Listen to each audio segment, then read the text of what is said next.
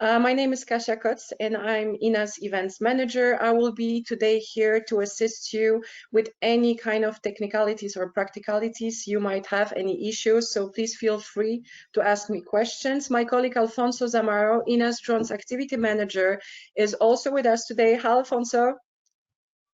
Hello, everyone.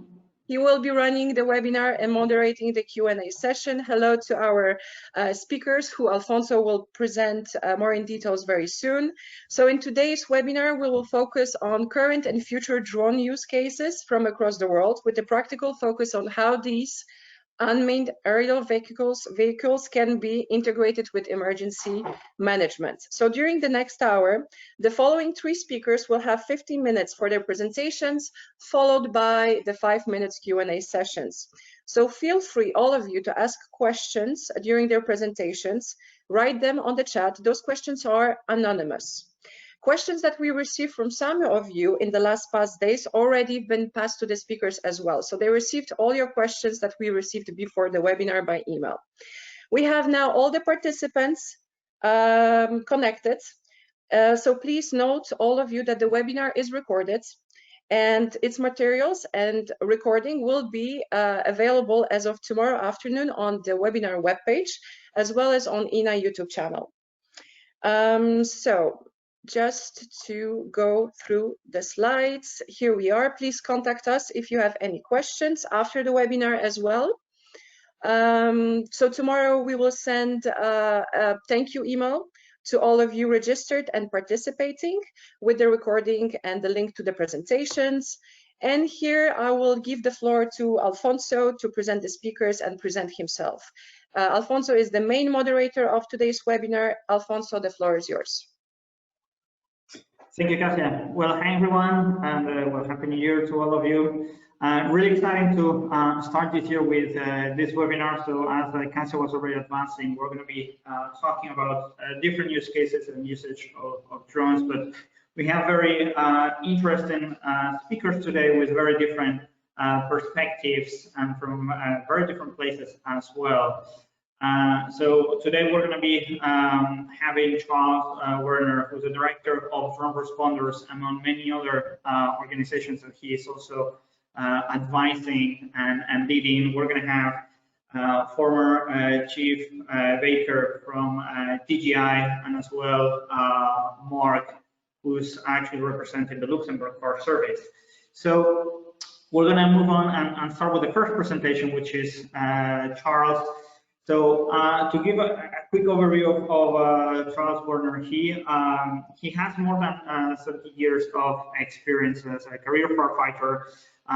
More than 10 of them, if I'm not wrong, are as chief fire officer, and he has been very involved in the implementation and usage of UAVs in the US.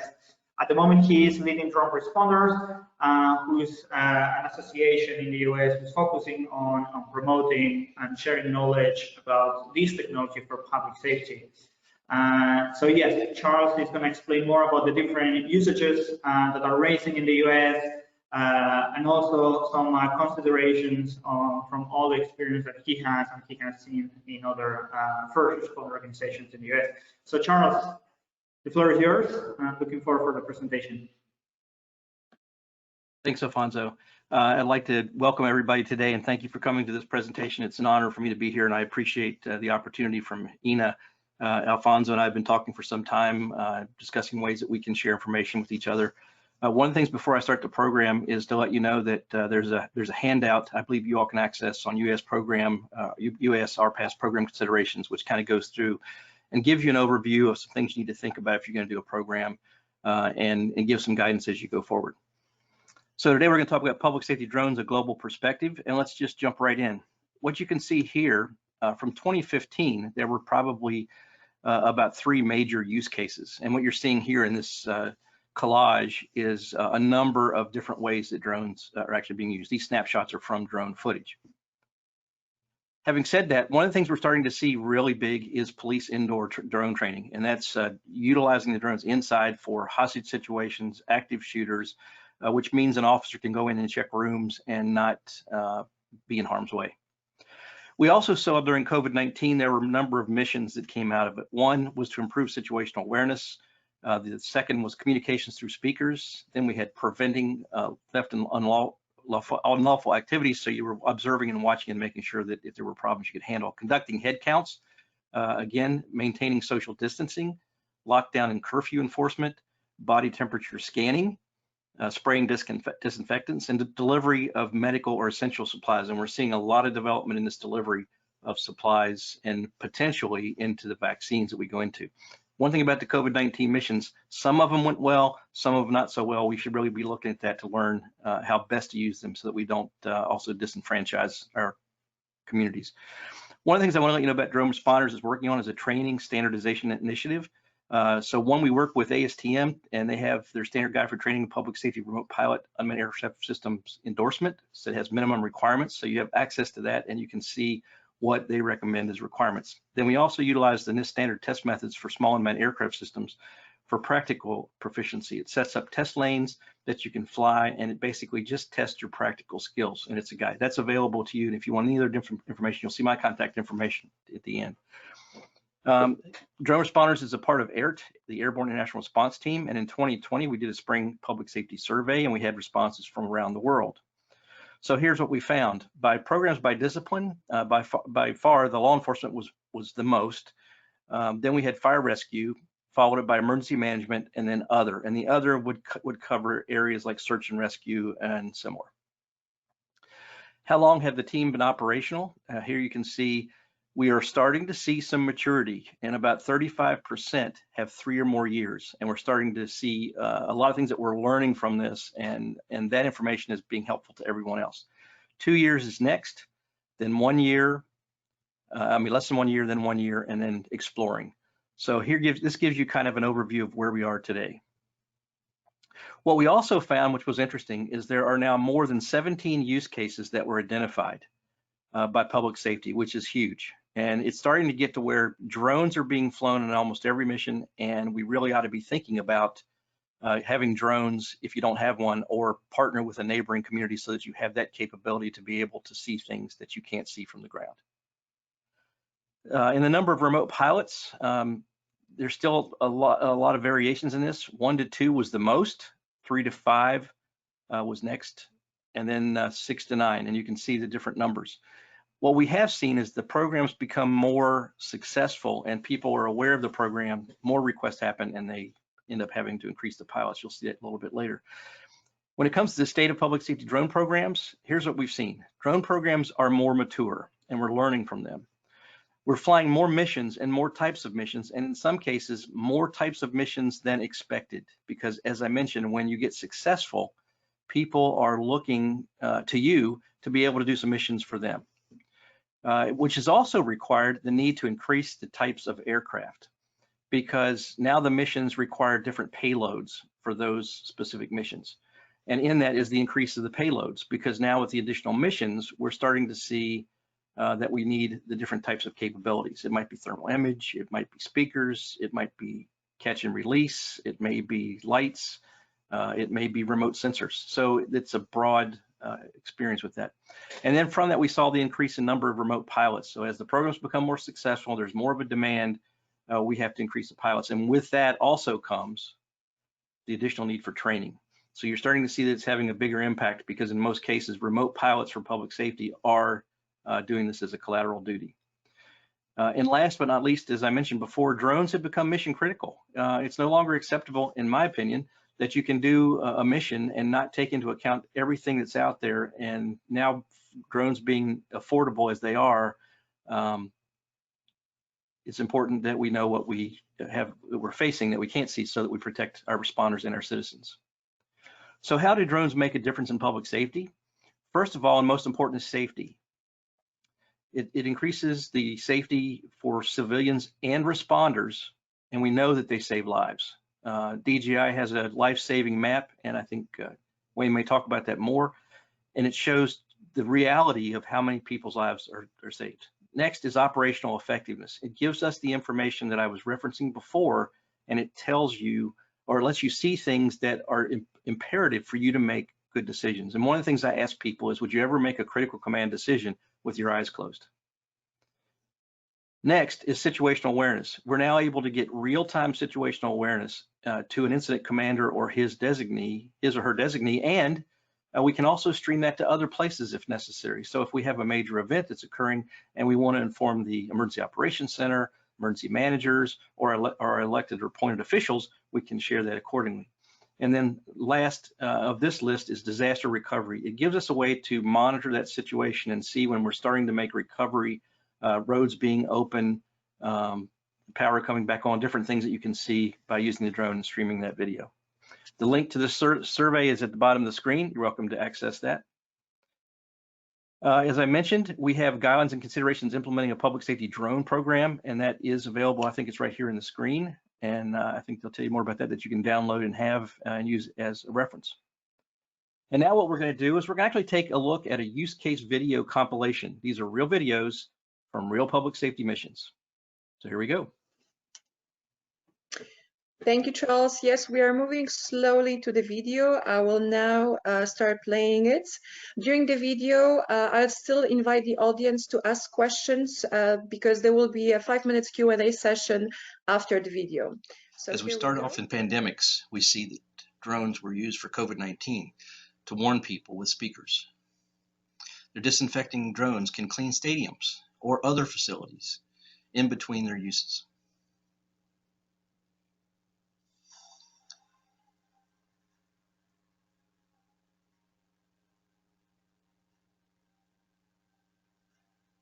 In this video, drone signs and symptoms can actually be captured and provide information that a person may have COVID-19.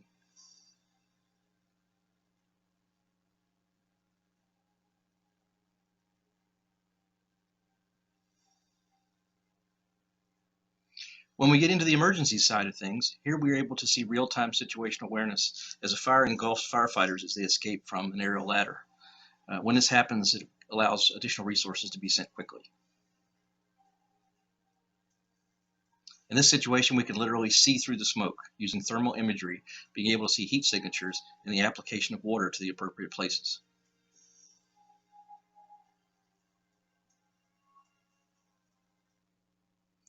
Here we see an example of the Notre fire in Paris, where the historic cathedral was threatened by a major fire. The drone was used to determine the correct location to apply Colossus, the other robot, for master stream applications of water.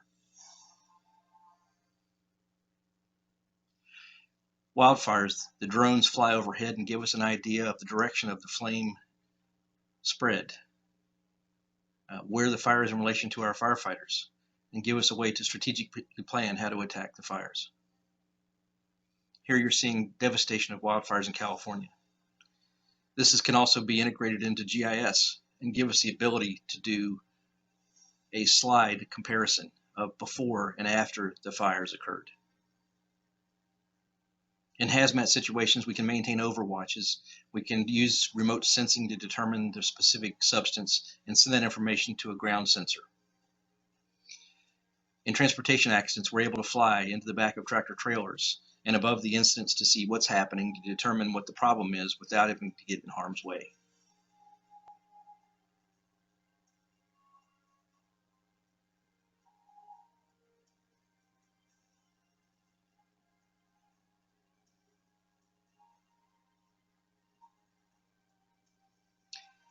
For train derailments, we're able to see out in the rural areas the amount of damage, what's involved, is there hazmat, is it contaminating the waterway that we're dealing with, is it blocking roads, is it endangering people.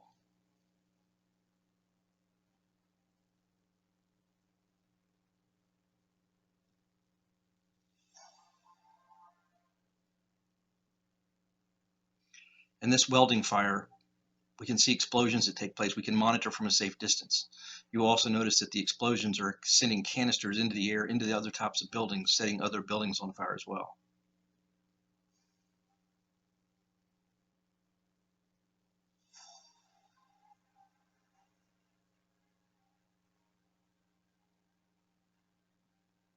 In this case, you can see toxic fumes that are being released and they're traveling in one direction.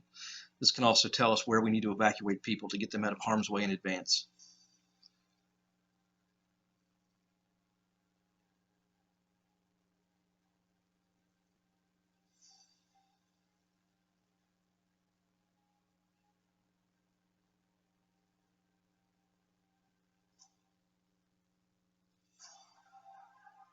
This is the Beirut explosion of ammonium nitrate. We can see the devastation that's here, determine what resources are needed, as well as recovery. In this particular video, you can also see at the same Beirut explosion that we're able to use drones to fly into buildings to determine if there's a person in need of rescue. And if so, rescuers can see the conditions that they'll be facing before they have to get into those conditions.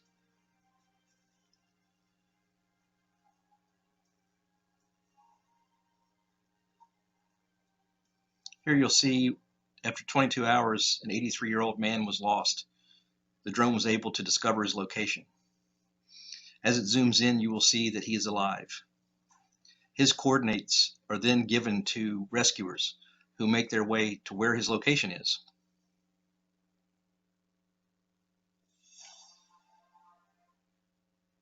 Fortunately, he's rescued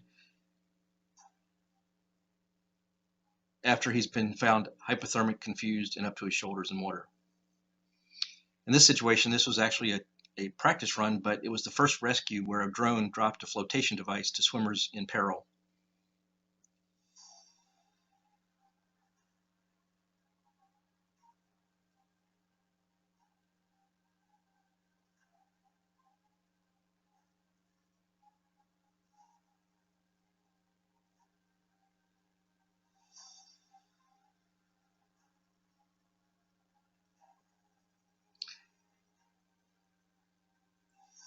In Nepal, there was a very destructive earthquake that occurred.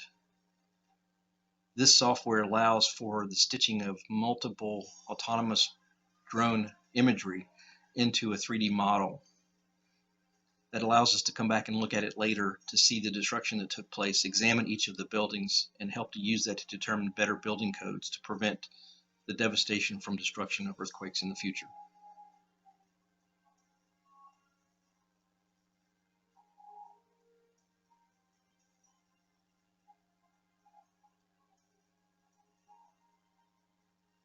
And here's a 3D model that you can manipulate with your mouse to look from all different angles.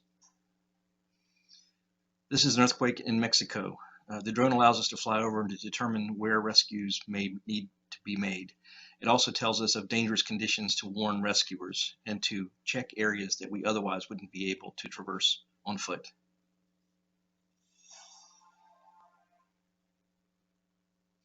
This is a land site in Brazil. Again, we would not be able to go into some of these areas on foot because it's just too dangerous. The drone allows us to make an assessment, determine if a rescue is needed. It lets us see the destruction to the buildings and determine what other resources we need both to response and recovery.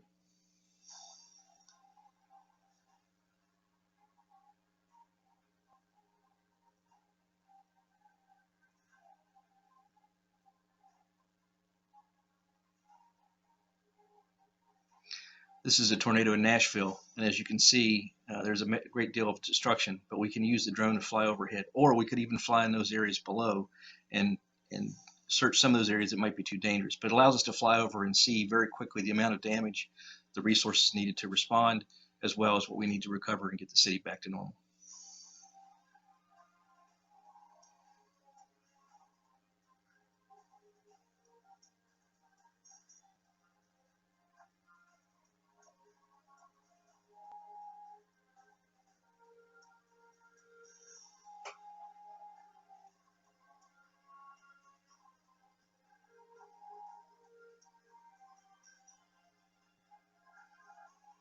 Here we're seeing the lava flow from the Kilauea volcano in Hawaii. We're able to see the spread of the volcanic lava. We're also able to see here where they're doing a search to evacuate people in advance of the lava flow.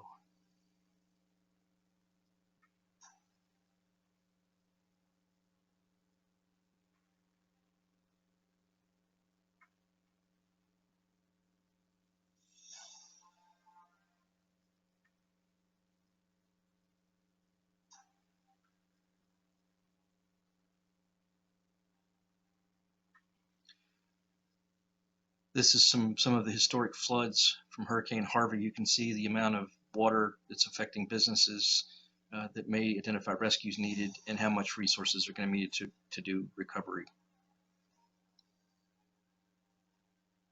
It allows us to fly over areas to determine if there's people rescued. In this situation, a veteran was found. Here is a picture of an avalanche where rescue is being made. they're searching for people. The drone can fly in areas and also search for additional victims.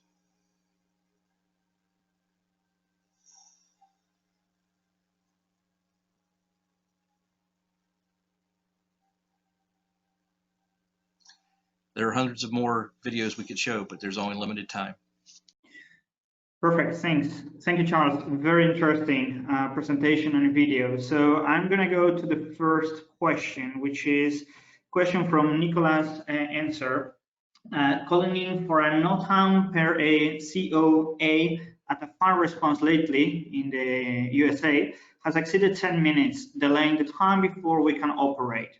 Is there a better way to handle this process? What can we do to speed up the time of cutout to time of UAV in flight? You're muted, Charles. So, Alfonso, was this a question of relating COA in the United States? Is that what I understand? Yes, yeah. About how can we speed up the time to get in the air? Yeah, so in the United States, there's also a thing called the SGI, the Special Government Interest Request. You can call the FAA and you can literally be flying in minutes. Okay, perfect. So, yeah. So the next question from Scotty here, how do you guarantee a good UAS pilot training, especially for beyond visual line of sight drone operations? And it's how do we train? Yeah, so how do you guarantee the good training of pilots? So if first of all, beyond visual line of sight is very limited in what we can do, and usually it's only through an SGI or a tactical waiver of the United States, or I think it's an emergency service exemption in the UK and Europe. What I would say is if you want to train for that beyond visual line of sight, you could still have visual observers out in different areas and simulate doing a beyond visual line of sight flight, and then let that training be in place with visual observers providing additional guidance.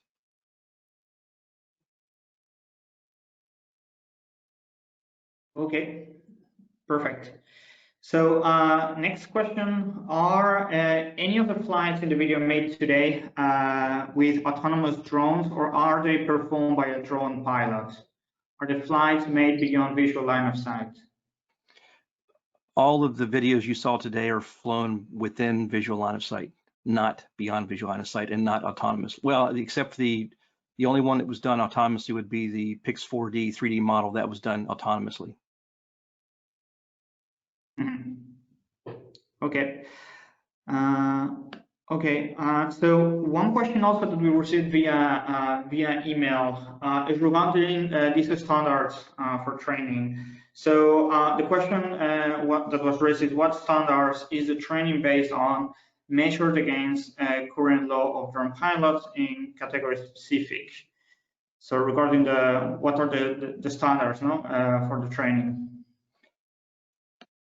Yeah, so the requirements are different in countries. In some of the countries, it requires not only a knowledge test of the airspace in that particular country, but it also requires a practical passing of things. In the United States, it's just a knowledge test. There is no practical demonstration of that you can fly.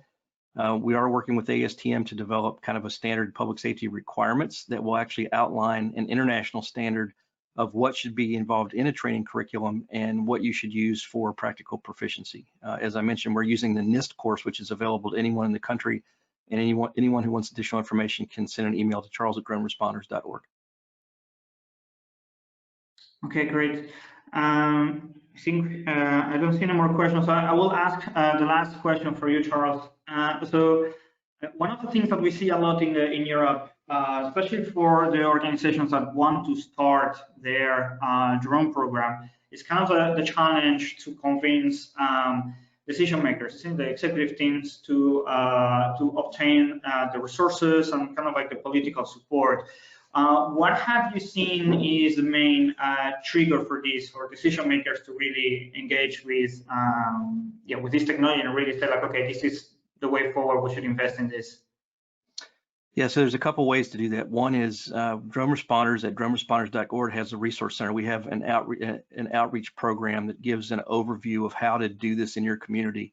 And it really gets down to, one, showing like a use case video what the drones can do in the way of helping their communities be safer, as well as it gives you a methodology of working with the appointed and elected officials, informing them, making sure that you have the awareness, and then a methodology to have town hall meetings to share with your community, because your elected officials are going to be really, their participation is going to be hinged on how the community at large is receiving this. So being open, transparent from the very beginning, sharing the policies, procedures, and then actually having demonstrations for the community, and let them have hands-on and see what it is, because a lot of people still think a drone is a large drone in the sky that flies for military purposes, and it's not.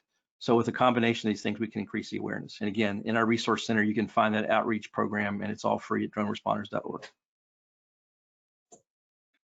Okay, perfect. So time's up for Q&A, but we're gonna go for one last question, which I presume is gonna be quite quick. So the question says, besides cameras and floating devices, what are the most used payloads in public safety? Okay, so if you want to go down the list, first you've got the visual camera, high resolution images and streaming video. The second is going to be thermal image cameras. The third is going to be lights. Fourth is going to be catch and release, being able to carry something and drop it. And then next we're seeing speakers. And then the last that tops off is kind of the remote sensing stuff that's out there. So it could be a remote hazmat sensor, LiDAR, and some other things. Okay, perfect. Thank you, Charles. So, and thank you everyone for sharing your questions. So we're going to move on to the next presentation.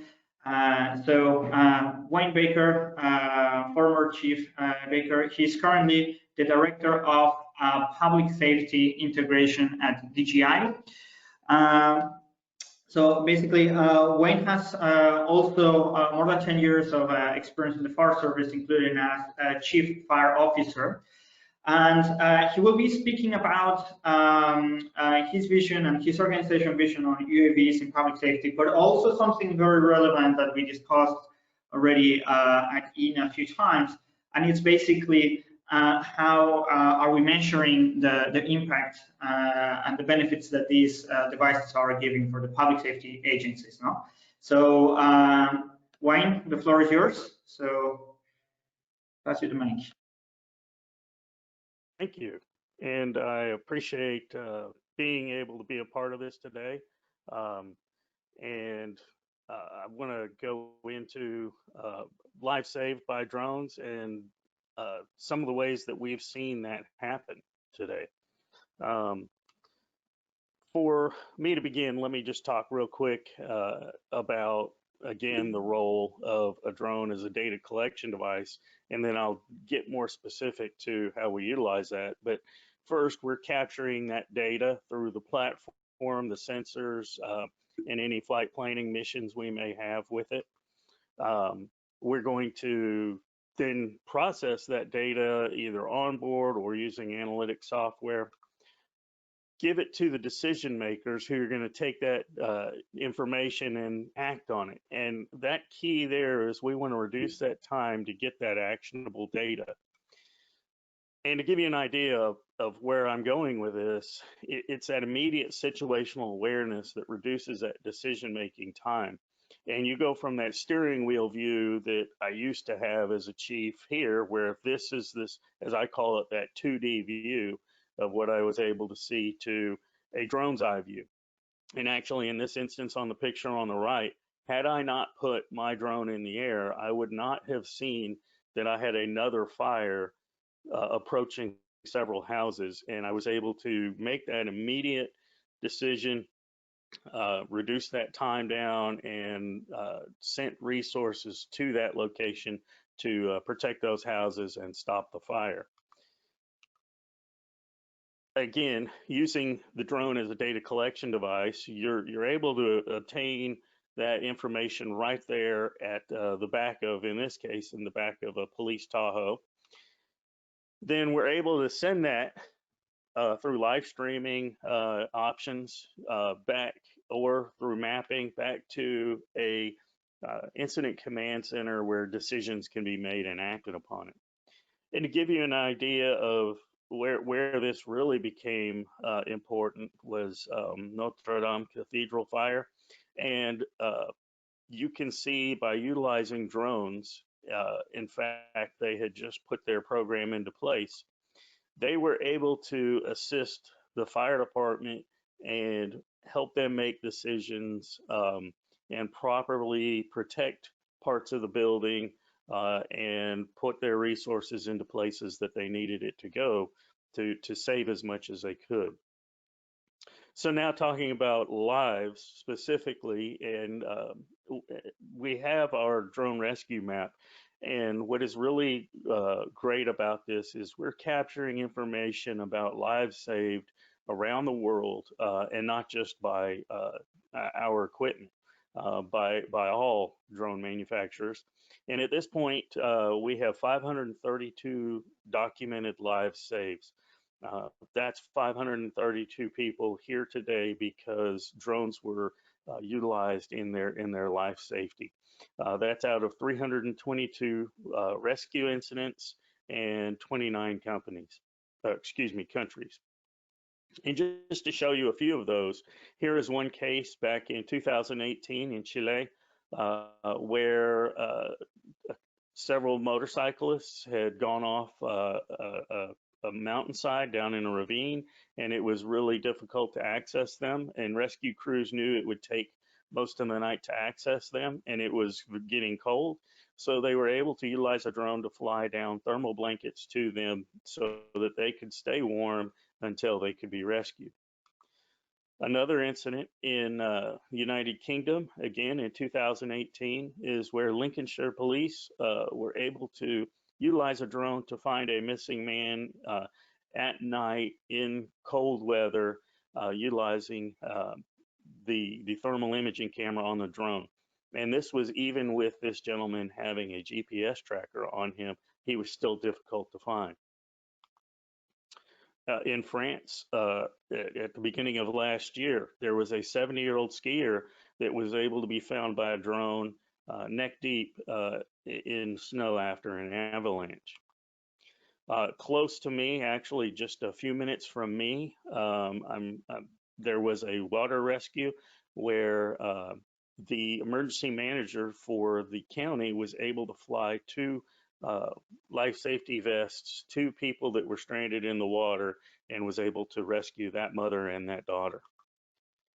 And this is a living map that we want to keep going. So please, if you know of any reports or have firsthand information, we do ask they be submitted. Again, it is of all equipment manufacturers, because the more we can learn, the better we can all as an industry respond to the needs of those that save lives and property. I want to talk real quickly, though. I've been talking about active rescues, but there's something I started looking at a while back, and that's passive rescues. And where drones have been able to save lives, and we may not realize it. And this is anytime we send a robot into a dangerous environment instead of a responder, we're potentially saving their life, we're preventing their injury, and we're also making the public safer as well. We gather more data faster for decision makers, possibly breaking that accident chain that may lead to an injury or a death. And we may never realize or know we made that rescue that day. One such case actually involved Romeo Derscher, who was at home in Switzerland at a time when an American hiker had gone missing. And they were able to access what were normally very difficult and dangerous areas. As you can see down in these areas, they were able to, instead of putting a rescuer on a rope to go down there and search and putting them in danger, utilize a drone to fly down and look in those areas. Again, right close to where I live, there was a water rescue in 2018. And as you can see, it's very difficult. And if we put rescuers in that water, we make them potential victims as well. And in this case, they were able to utilize the drone, look in the vehicle, and see no one was in that vehicle at that time and transition to searching downstream rather than putting rescuers in the water to find that information out. Additionally, in larger area flooding, we're able to utilize a drone to find victims sooner and possibly even provide them with medical supplies and food and water until rescue can be made. Another one that I personally have experience with is structural firefighting using thermal drones. And for me, the greatest benefit for this was I knew the structural integrity of that building before any firefighters were committed into or on that building. And as you can see in both of these videos, while we're not seeing through that roof, we are able to see the structural components and the heat transmitted through to know that exactly where the fire is, the intensity of the. We are sorry for some problems. I think that the speaker just lost the connection. Well, in any case, maybe we can always go back a little bit to that presentation later. Let's not waste time now and move to Marc. Yeah, perfect. Let's do that. So anyway, we will have, as Cassie said, a few extra time to finish Wayne's presentation and also to ask him any questions. So the last speaker, Marc, here you are.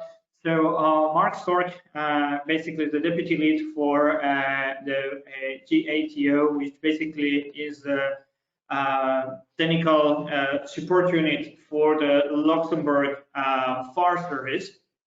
So Marc will share with us their experience in setting up their UAV program in their service, and also a bit of the challenges and lessons learned. It's a very interesting case on how drones started from something more divided as a small initiative towards becoming like a proper unit within the service. So Marc, the floor is yours.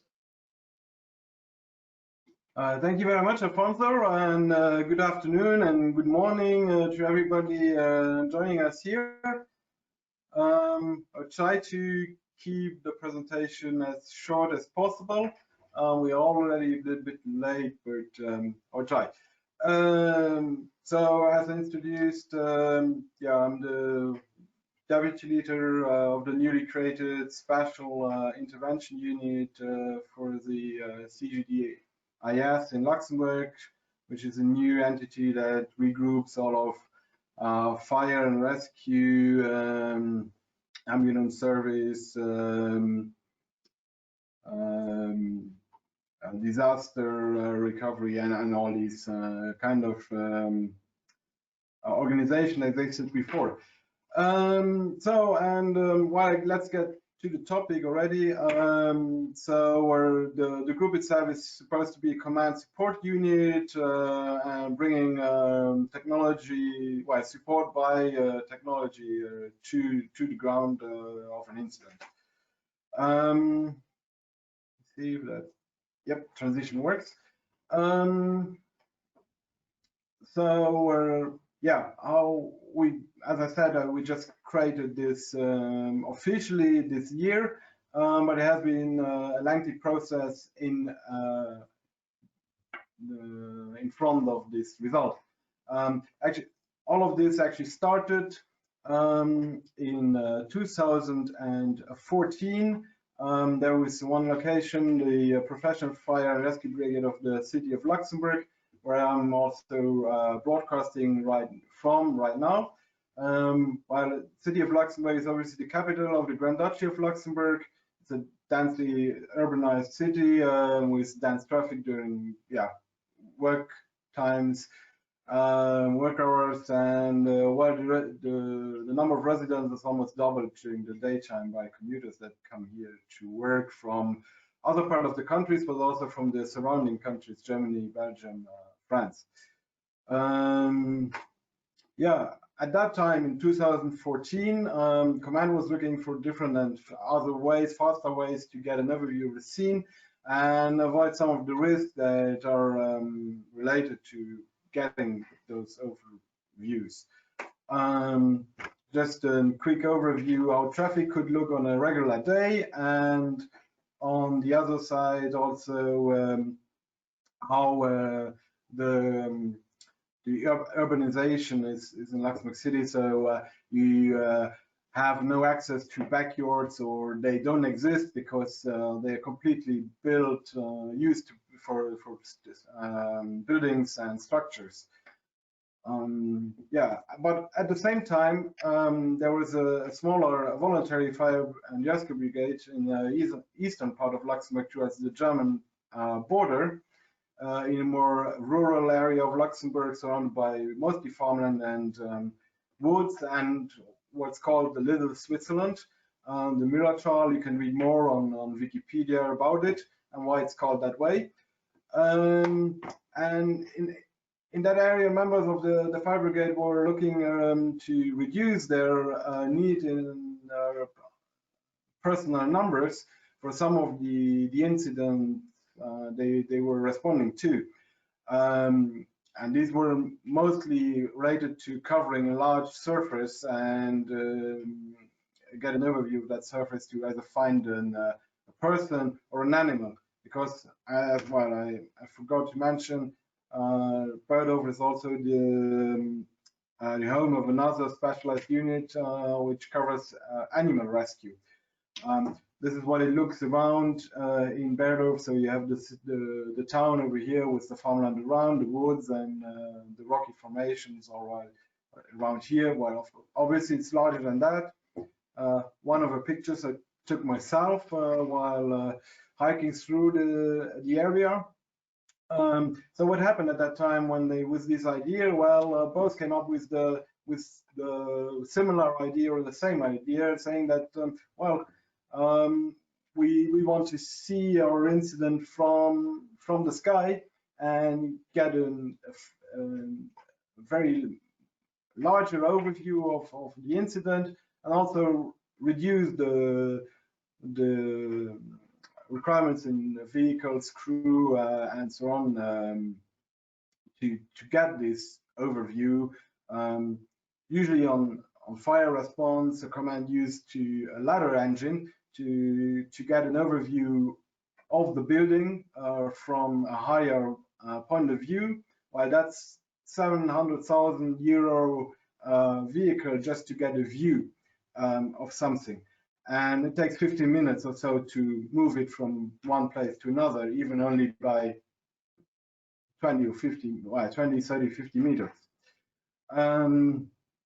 So, and during fires, well, the expectation was that we can assist water cannons or other fire extinguishing procedures to target the fire much better. All these have, what I described here, were the initial expectations and goals. Those have all obviously evolved since then. So, but that's what we had of a limited knowledge or expectation about drones at that time.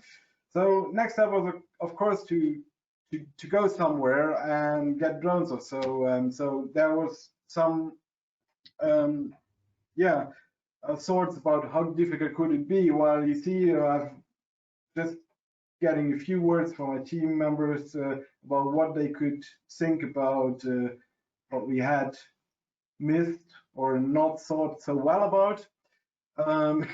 But we did in the after. In step 3 or 4, you will see.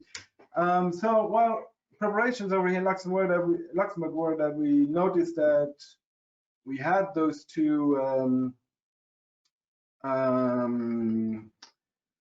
units looking to get drones or use drones on incidents, and we were lucky to notice that these that there were 2 fire brigades working on this, and so we could integrate them into one team working towards the same goal. Well, the process of itself has been, from here on, has been quite organic, and there was no, at first there was no time schedule or project plan and so on. So this presentation will also show this a little bit. Step one that we took is that, well, we actually took notes of our expectation and, well, finally got the drone and got an authorization to operate it and got to know it. Obviously, well, someone also crashed it. Nothing seriously happened, but a little Bosch got, well, the drone got hit a little Bosch. So, but we defined, mostly in this step, we defined our expectations, our needs, and we spent about 2 years in this process. In a very small group, so the process was lengthier and spread over a larger time frame from almost 2013 to 2016. We progressed from there into the next step, working on a concept. So simulate operations, define goals, try to reach them, and so on. Analyze the results, shortcomings of the equipment, or shortcomings of the crew that need, where we need more training or different training, or well, everything that could help us in getting to this step. And so, oh yeah, I forgot to start. Well, this process took around 1 year, almost from 2016, summer 2016 to 2017. And then we started with consolidating this knowledge that we got from the previous steps into what you could call a proof of concept.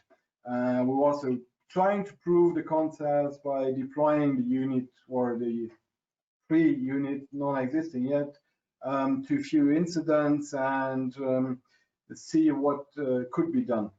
This process took about 2 years, again, 2017 to 2019, but was also one of the steps where we started to reach out, or we got contacts into other drone operators, and we were able to exchange knowledge, standard operation procedures, training methods, and other points that necessary to get this unit off the ground, literally. Of course, all these years passed and go with some lessons learned. As I said, the initial expectations of what we could do with the drones were limited, and while this evolved, and we've pretty much increased the number of type of incidents to which we can respond with UAVs. One important lesson, or some important lessons, is that regardless how well you train, and regardless of how often you train, your drone will at one time suffer a collision with something, even if it's nothing serious, but it will happen. Also, flyaways will happen. They're going to happen to you, and you must be prepared for them. That's what I want to say. These are things you must be prepared to handle. They are not an urban legend. On the same way that, well, equipment malfunctions are also real. You have to, so maintenance is a point that you have to take care of, and checks. I will come to that back later. And one of the really important points is, as well, is that, at least we experienced, is that firmware upgrades do break things. At least sometimes they bring new features. They bring, yeah, sometimes or most times they fix things, but sometimes they do break things. It happens, but you have to be prepared for these as well. So from there on, next step was more about getting this onto paper, get this into a legal form, and integrate it into the existing legal framework and regulation framework within the core. A few things that need to be defined in our case for this unit to be an official unit of the core. So we had to define scope and task, roles for the unit, and roles and activities requirements applicable to the firefighters with themselves, to define possibility of the fleet of vehicles and equipment that goes into the fleet, the vehicles and so on. But another very important point is also to take care of the risks involved with flying UAVs. Just listing a few steps that you can take to manage these. I will come back later to this, how we actually do this in a way that is not too difficult for the troops on the ground. Of course, we also have to develop a formal training, which then has to be validated and so on. And finally, well, the courses, I have to tell that, yeah. The courses obviously are subject to change as the implementation of the EU regulations progresses, so there are still parts of it that still progress. We're currently in a transition phase, which will end 2023. And also some of the categories are not yet defined, or some parts of them are not yet defined and will need to be defined by EASA and other bodies, national bodies, for example. And finally, step 5 in that process was that once we had all these prepared, we had to bring this to superiors and well, actually apply their change requests and adapt the text, add our own changes, and repeat that process several times. It took like 6 months for us to complete this, and was done in the second half of 2020 mostly. When it comes to the result, that is that as of 1st January 2021, we have a formally created specialized intervention unit with 41 members.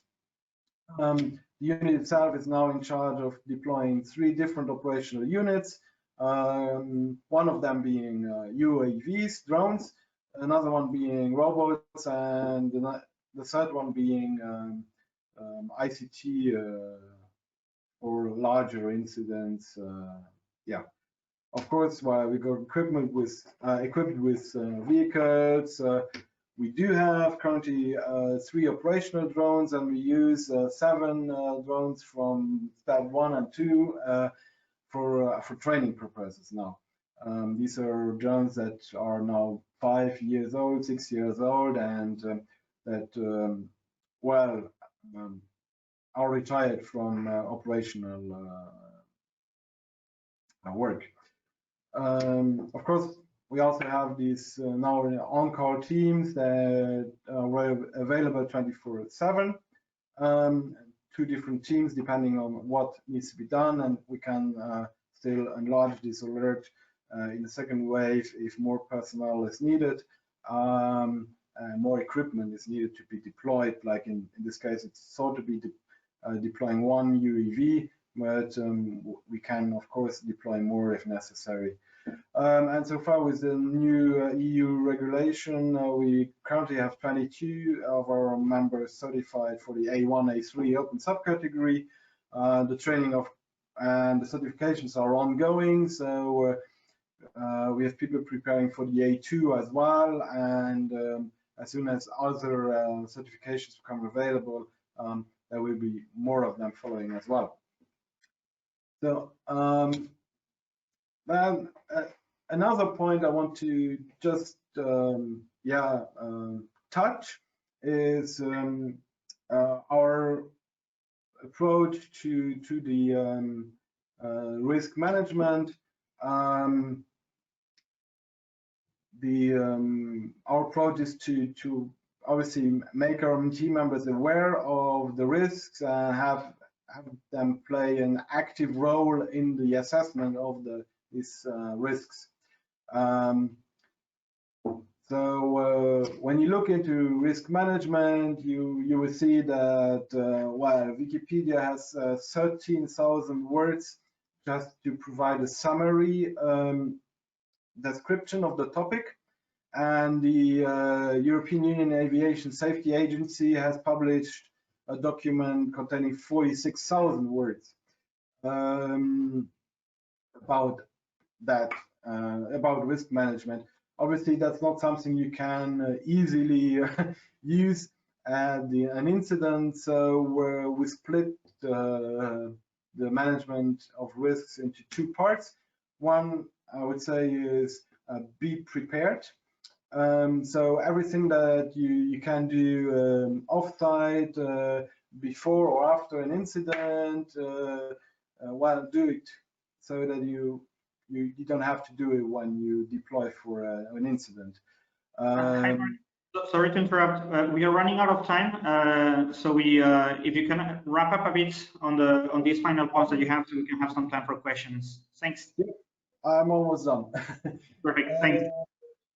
So yeah, and on the other side, we for the remaining risk management, we provide our members with IT support to do this. IT support, well, to get information about the location where they currently are. This could be maps. This could be tools that summarize some of the risks into panels and give them points that they have to look look up more precisely. And then another point is documentation of what you've done in this area. So we use this form for this. So I want to go into details here. I will wrap up here. Yeah, ready for your questions. Great, Mark. Thank you very much. So we are a bit over 5 o'clock, so we're gonna have 10 extra minutes to ask questions to Mark, as well as to wrap up with Wayne. So yeah, reading here some like the first question we have, it's a similar question to the one before to Charles. So how do you guarantee the good UAS pilot training, specifically for beyond visual line of sight drone operations? Okay. Well, that's currently an area that for us at least is still under development, as at least for Luxembourg. Beyond visual line of sight flights were not authorized until end of this year, or last year, sorry, and beginning of this year. This is something we're currently working on. Obviously, there are also, again, technological ways to support this by having spotters on the ground, around, under the drone, closer to the drone, and with technology, with newer drones, the capabilities to have multiple pilots on the ground, so that they can take over control one from the other when the drone leaves the visual line of sight of one pilot. So I don't have a definitive answer for the training of this. Obviously, the training in our case so far has been quite similar to what Charles has said, so that we were simulating this by having the pilot flying the drone outside of his visual field, but having a second or third person spotter, or with capabilities to override commands of the pilot in his hand, so that they could take action if necessary. So currently the short answer is simulation, as we wait for the proper certifications to become available to us, so that at least the legal basis is covered, so that we can already start training with this kind of flights. Great. Thanks, Mark. And just one final question from me, the same as for Charles. So you were mentioning how you were briefing your superiors and the steering committee with the results. What was the the element that made them really like believe in this project and really be like, okay, we will invest in drones in the drone program? Okay. Yeah, the last step of the process was obviously to present our work that we have done so far in a formal way to them, but they were actually involved in most of the steps in between, and they were also helping us, especially in the proof of concept step, to get our not yet formally existing unit onto scenes, incidents where we could assist with the equipment we already had, and prove to them and also to incident commanders on site that drones really can be of benefit to them.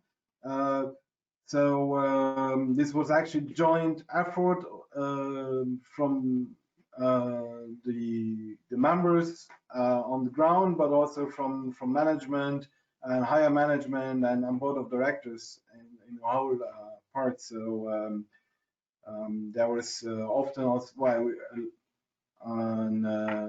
quite often exchange between individual members of the board of directors with incident commanders, with members of the unit to within the different steps to get the unit into the direction that we thought is where we want to go. Mm-hmm. Great, perfect, Marc. Well, thank you very much for the presentation and answering the questions. So just to move on to close up the session, we're gonna pass to Wayne again, who's back online, just to conclude his presentation. And then if anyone has any questions, it's also a chance to ask them. Thank you. So moving on to Wayne.